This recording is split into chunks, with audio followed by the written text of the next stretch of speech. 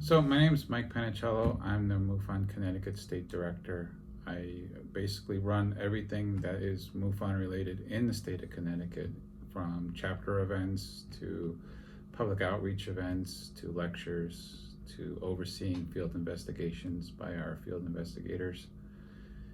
It's kind of a broad thing that I do, but I handle all of that, and it's all under my purview. MUFON stands for the Mutual UFO Network. It was started in 1969. We've just actually celebrated our 50th anniversary this past summer. And it started as a result of Project Blue Book ending.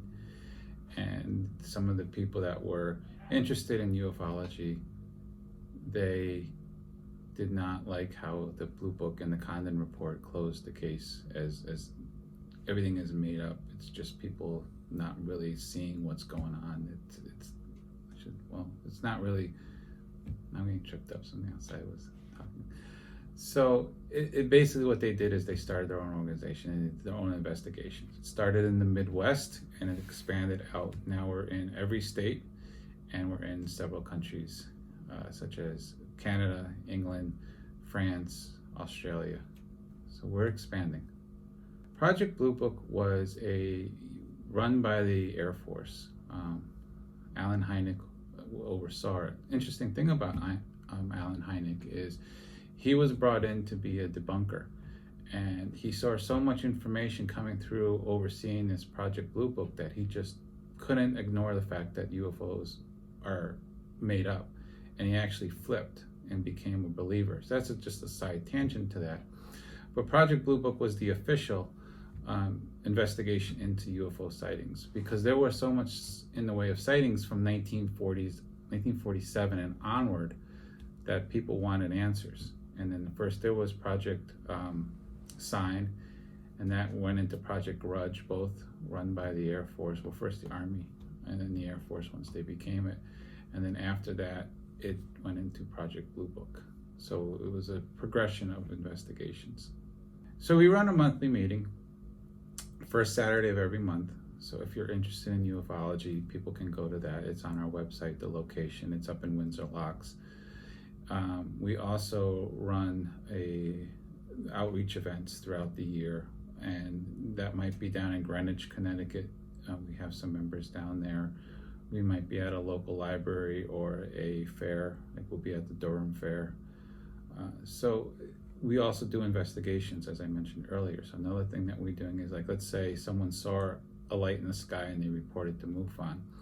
If it happened in the state of Connecticut, that would then go to me, and I would assign it to a field investigator. They will then contact that witness and try and investigate and determine to the best of their ability what they may have seen. So that's kind of what we do. I think it's negative. I think my initial view was that's not a smart thing to do. You don't storm a military base, especially one that has high security. They take security very seriously there. You're just asking for trouble. It doesn't show any kind of positive light on ufology, because the serious researchers that are out there that are trying to find the evidence get lumped into these people that are doing this stupid thing where they're going to go look for the aliens. And now everyone thinks that's what a ufologist is we're guilty by association. We have nothing to do with them. So I don't like it. I think it's a horrible thing for them to do. It has done nothing to advance our field, and I really hope they don't actually try and storm the base. From storming Area 51, no. We have been getting more web traffic, but I think that's just because we've been doing more outreach events. I've been doing a lot more lectures around the state, and I think that has more to do with it than anything else.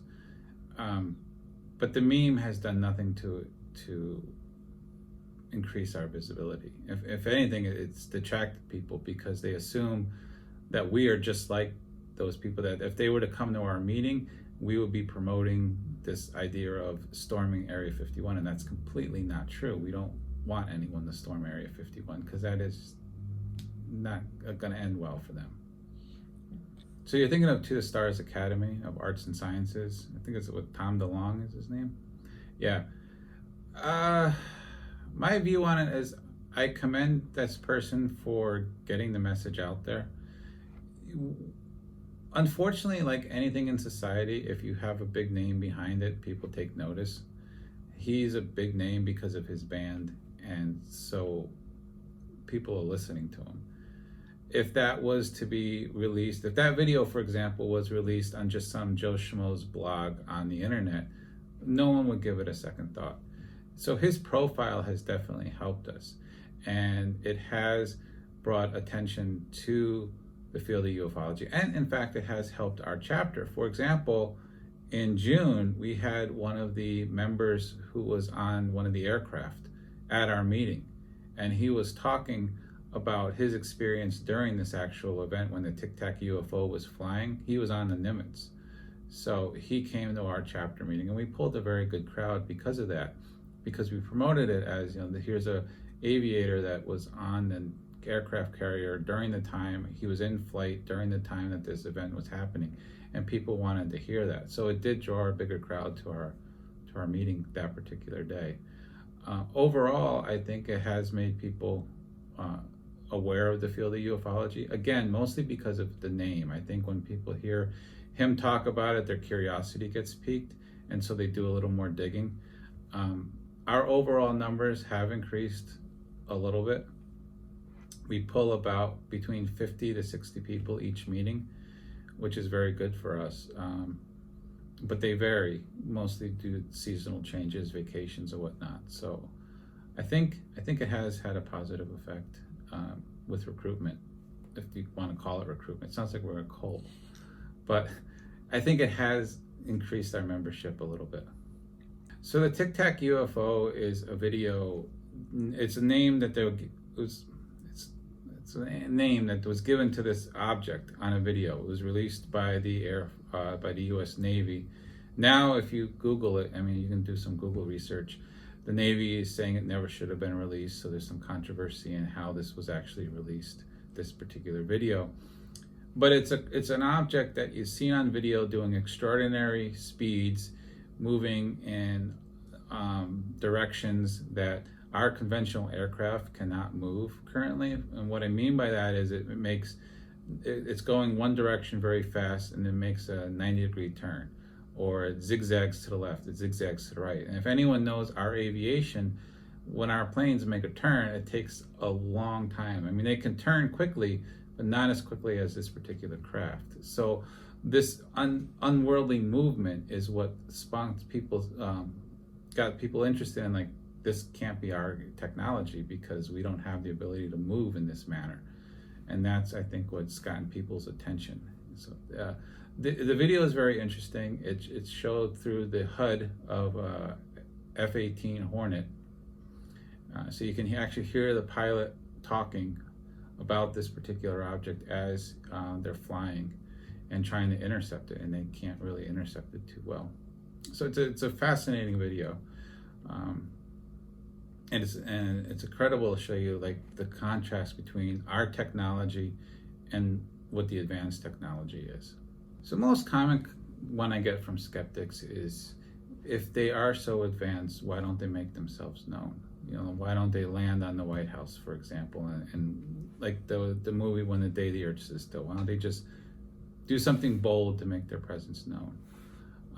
Or another question, another response I get from skeptics is, you know, why haven't we found evidence of life? You know, we have all these telescopes pointing to the sky, we're listening to the sky. Why haven't we heard anything? Why haven't we seen anything?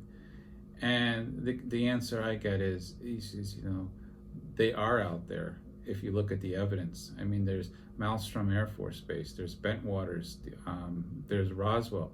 Roswell, for example, is an amazing story because you have career military people talking about these sightings, and you have hundreds of people telling the same story of what they experienced.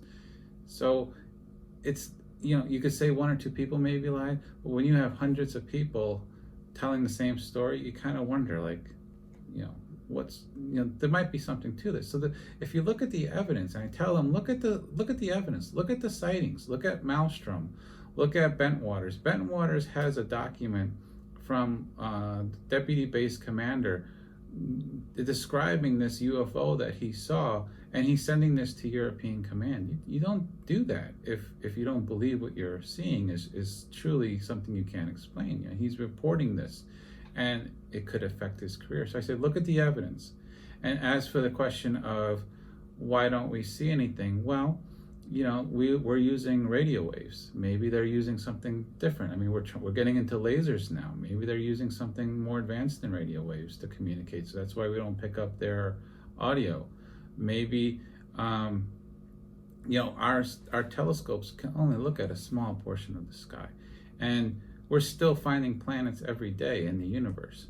So we just found supposedly a planet that has water on it. I mean, look how long it took us to do that. But when you look at the universe as being so massive, and there's billions of stars, and there's billions of galaxies, I mean, the statistics are in your favor that something's going to be there. And then I say to them, look at our environment, look at Earth. You know, every place scientists say life can't exist, we find life. You know, they said, oh, well, life can't exist at the bottom of the ocean. It's too dark, it's too cold, there's too much pressure. They send submersible probes down there, they find life.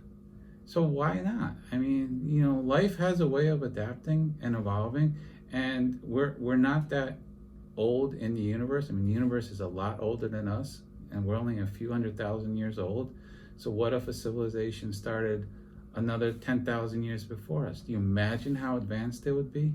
I mean, their technology alone, if they want to cloak themselves, we'll never see them. So you got to think like that. I mean, look at our technological advances in the last 50 years and what we're able to do. I mean, you look at the technology of our phone systems. You know, 20 years ago, we were using rotary phones, or, you know, little phones. Now we have iPhones that are completely independent, that are computers, for goodness sakes. And our iPhones are more powerful than the computers that we had sent to the moon and the command modules.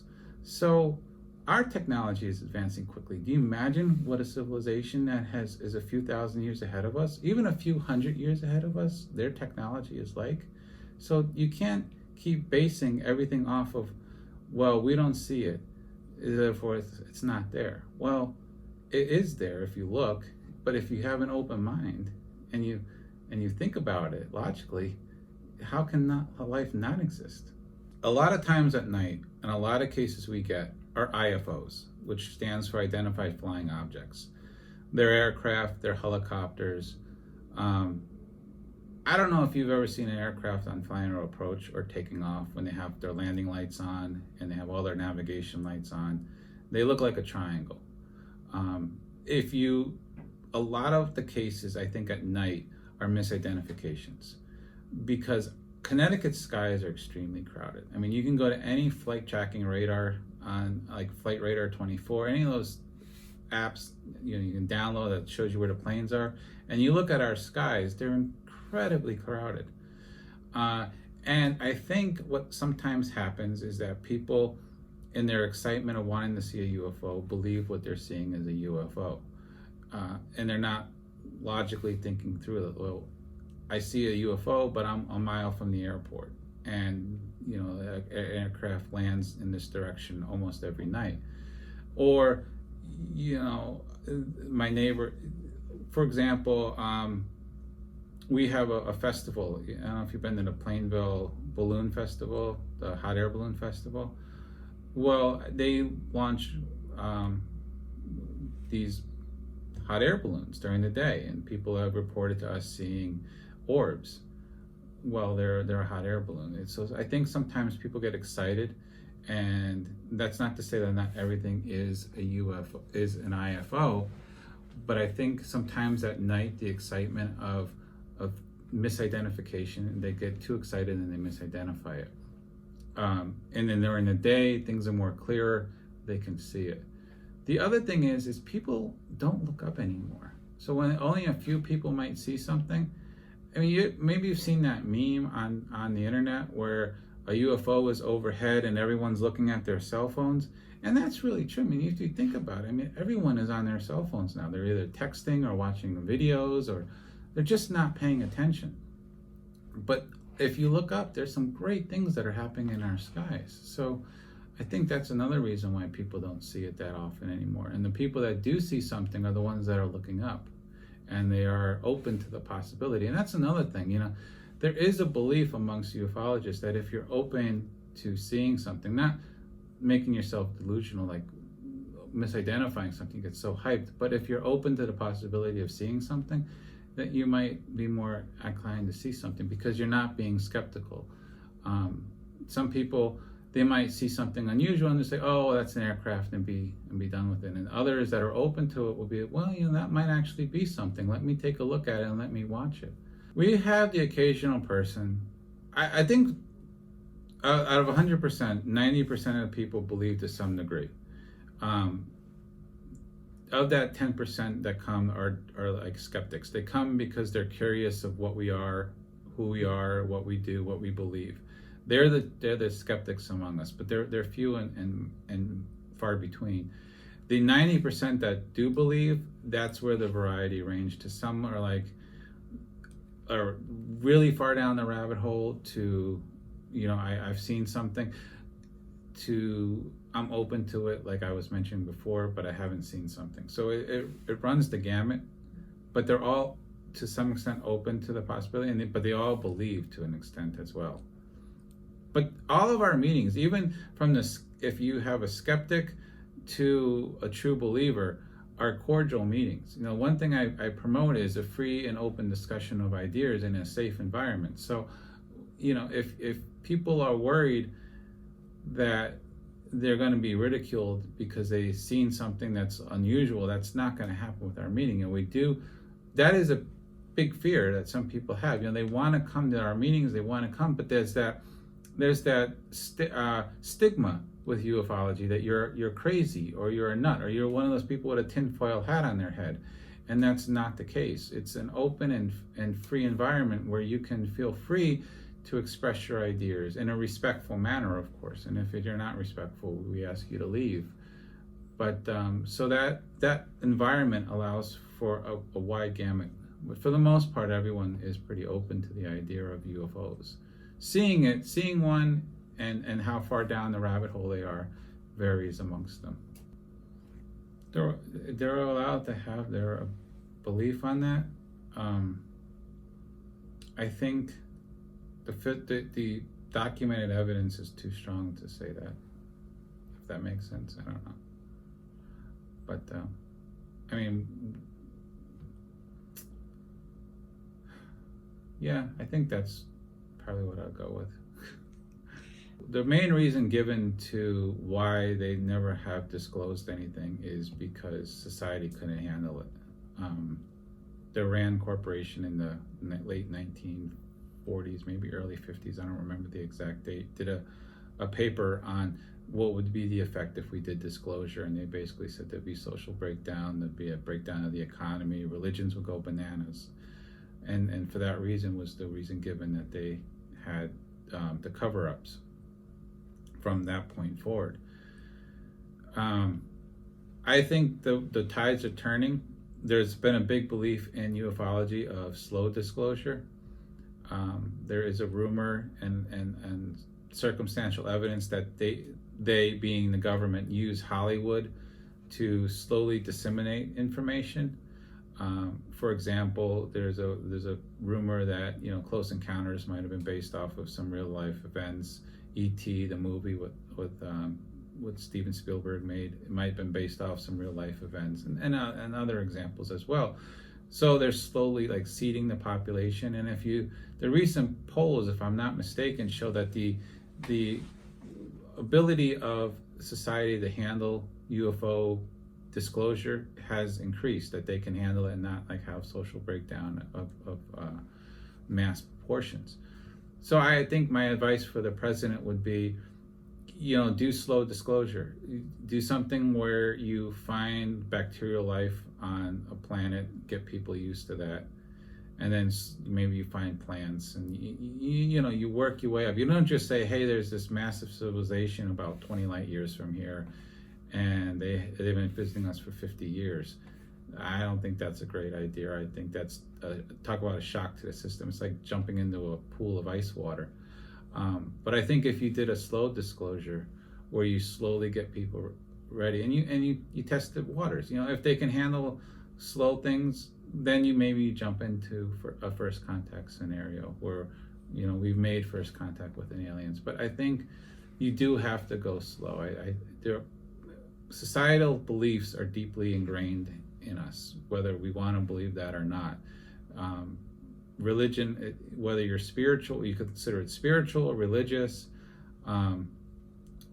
karmically at peace, whatever you want to term yourself, and it's there, and people will have to get used to that. Society will have to get used to that.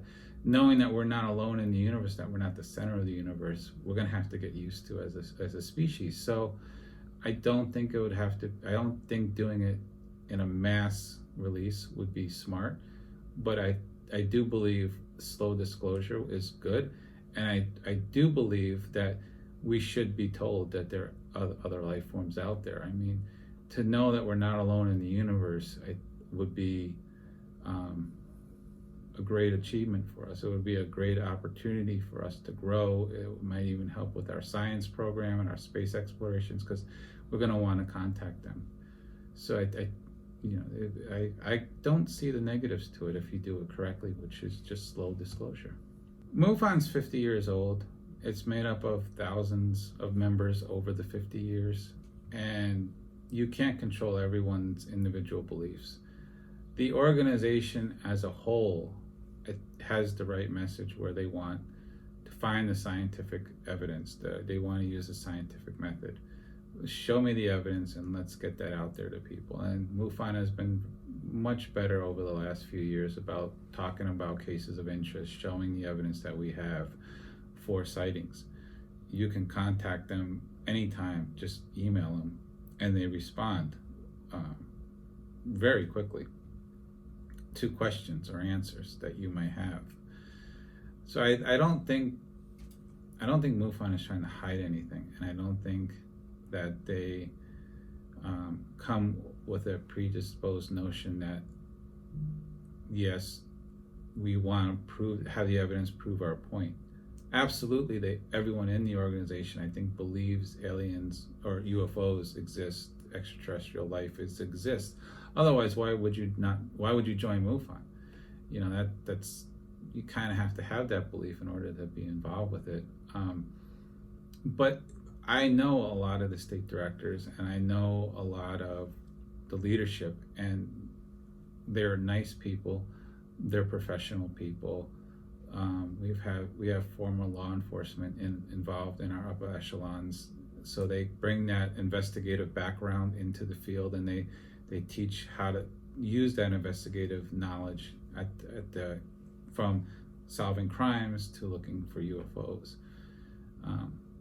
So I know what's out there.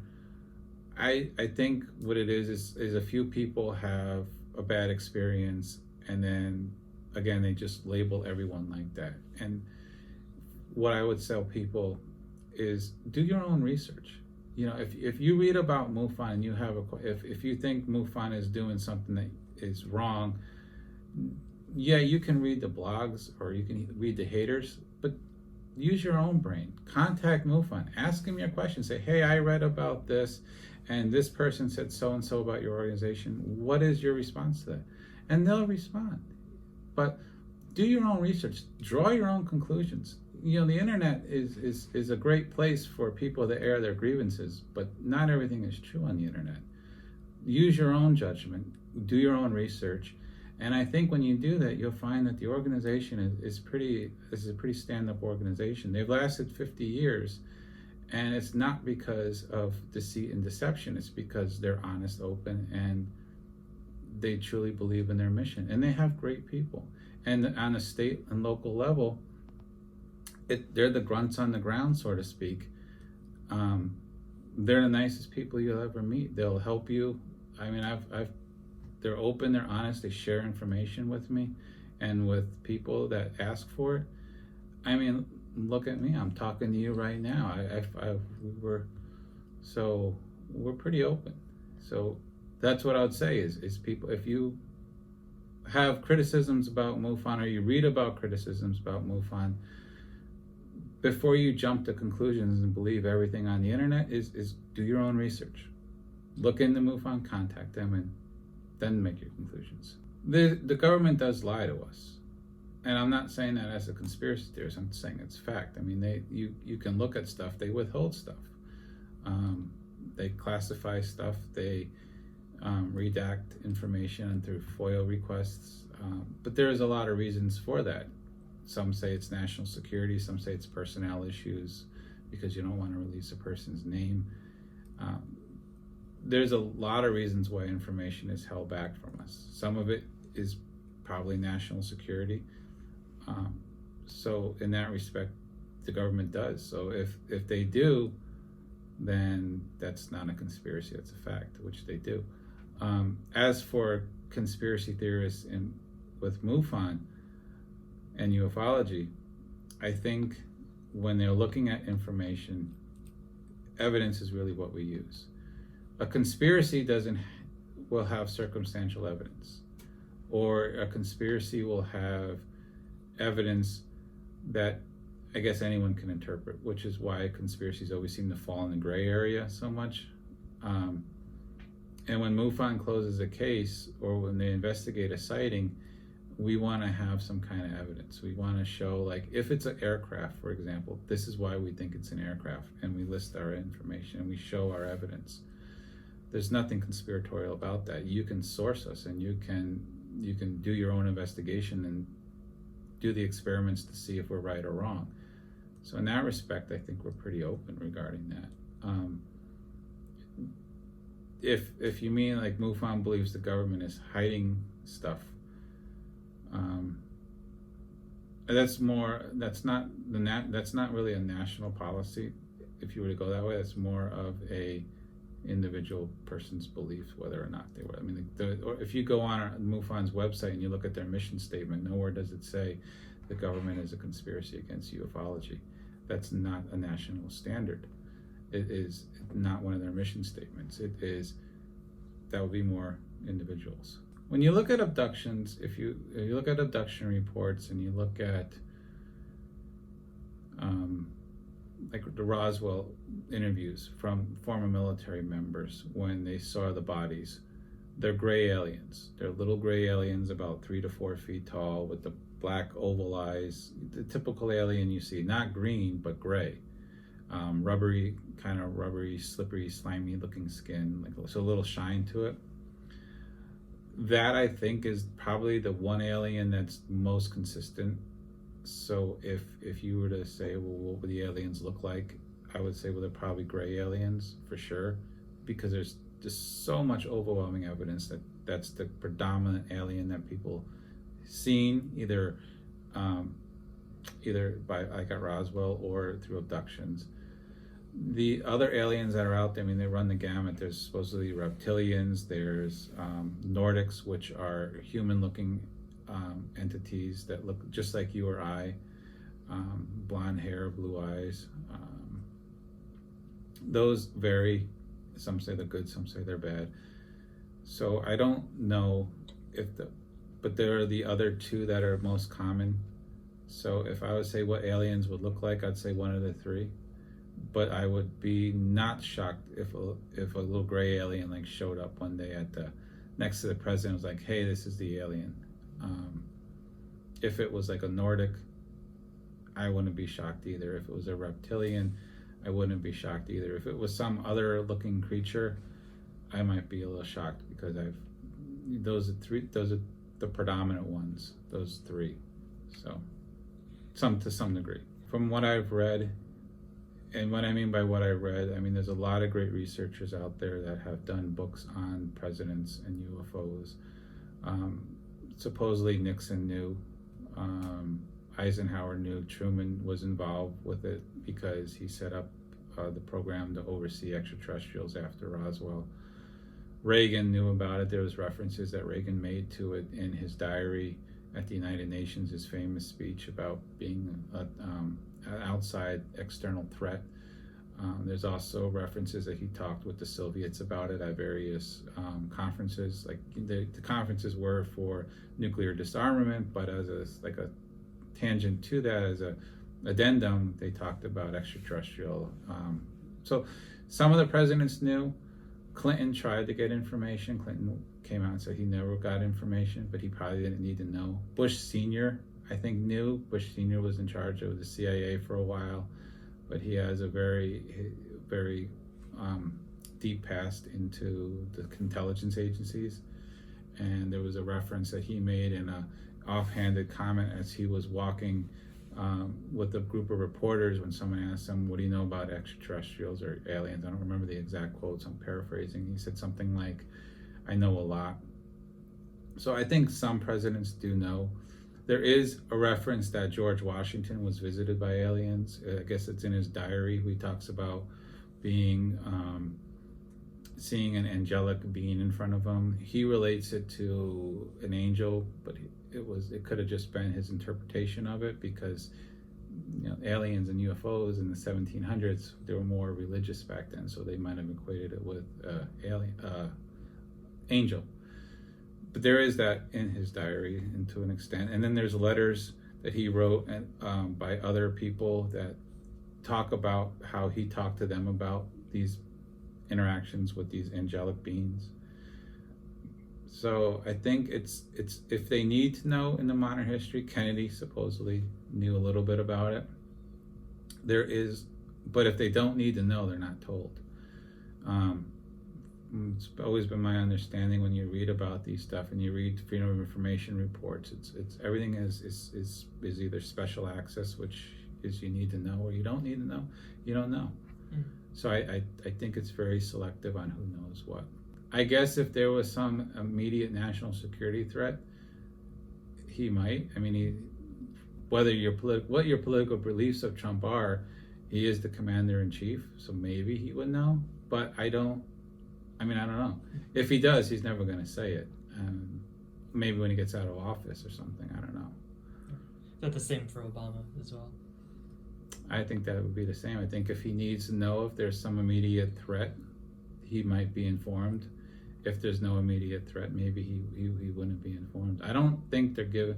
I don't know if they're. If you're asking, like, are they given a daily briefing, or when they transition from president-elect to president, are they given like a binder saying like, this is what we have on the alien program? I don't know, but I do know, like with the Manhattan Project, Roosevelt knew, but the vice president at the time was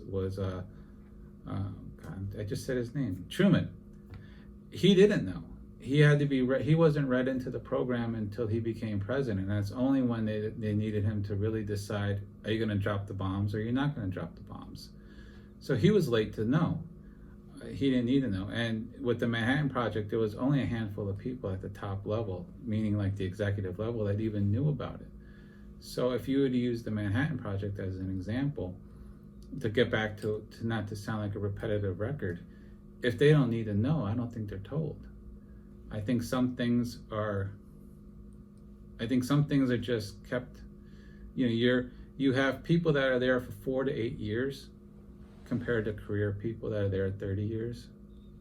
So I think that may be the way to look at it. And a politician is a politician in their eyes, and a military person has maybe a higher sense of duty. I don't know. I mean, I don't know how to answer that without sounding conspiratorial, to get back to your earlier point. But so I don't know. I don't have an answer for that. That's what my assumptions would be, and that's what I would tell someone.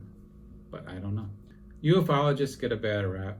I think we are, to get back to what we were talking about at the beginning with the storming Area 51, UFOlogists are always taken as people that have the tinfoil hats on their head, that are the conspirators, that are Mel Gibson in the movie Conspiracy Theory. That is really not the case. When you actually start looking at UFOlogists, the series, there are always going to be fringes. There's always going to be the fringes of UFOlogists where they're like pie in the sky type people, and they're the typical stereotype UFO person that you would assume. But that's in any field. I mean, you can get that with Bigfoot hunters. You can get that with anything of these like fringe sciences. But there are a very large number of people that are doing concerted effort to try and bring credibility to the field of ufology. And academia is starting to change on that. You know, I download these papers from a website from various colleges around the country that are written by college professors talking about the UFO phenomena. I can show you if you want later. But you know, even NASA is doing a change of pace. It's no longer when we're going to find life, if we're going to find life. It's when we find life. And so if the scientists are changing, ufologists are now doing more with, like, let's show the documents. Let's not just say something, but let me prove it with a document, with photographic evidence, with enough witness statements. So, you know, you can, and one example my friend who's a lawyer always says is you can convict someone in a court of law with circumstantial evidence, but circumstantial evidence means nothing in ufology, and you can drastically change someone's life in the legal system, but you can't convince someone of a UFO. That's weird, if you ask me. But I think that when people make these assumptions about us, it's because it's easier for them to dismiss us offhand. It's easier for them to read a few blogs on the internet and just assume, like, blanket statement that applies to everyone. Do your own research. Meet us. Go to one of our meetings. We're nice people. We're open people. We don't wear tinfoil hats. If you don't live in Connecticut and you're watching this, go to one of your local meetings, wherever you are. MUFON is in every state, and like I said, several countries. Contact MUFON directly. Ask them questions. Ask researchers. You know, there's a lot of researchers out there that have blogs, that have ways of contacting them. Do your own research and find out about us, and then draw your conclusions. I think you'll be surprised. Well, I don't know. Well, yes and no. So, you Bigfoot people would say absolutely not. They're separate. MUFON does have Bigfoot listed as an alien in their field investigator manual. There have been sightings where there has been a UFO in the sky and Bigfoot has been sighted on the ground. So are the two connected? How? If we don't know. John Keel in the book The Mothman Prophecies, which is based off of that movie with Richard Gere, The Mothman Prophecies. The movie and the book are two different things. Read the book. You'll read in the book that there are UFO sightings with the Mothman. So is the Mothman, I know this isn't Bigfoot, but the Mothman's part of the cryptozoology field. Is he related to UFOs? So it's you know, is there a connection between the two? There's very weak circumstantial evidence for that, in my personal opinion. But other researchers might say differently, or other investigators might say differently. But then I would say, then have them show you the evidence of why they believe that. It all comes down to evidence. It's not just a belief. It's not just, well, I believe it's this, or I know it's this, or I feel this. You want the documents. You want the evidence. If you were to take this to the court of law, you want to be able to prove it. You can't, and that's the way we look at it. That's the way I look at it, and that's the way I promote my chapter to look at it.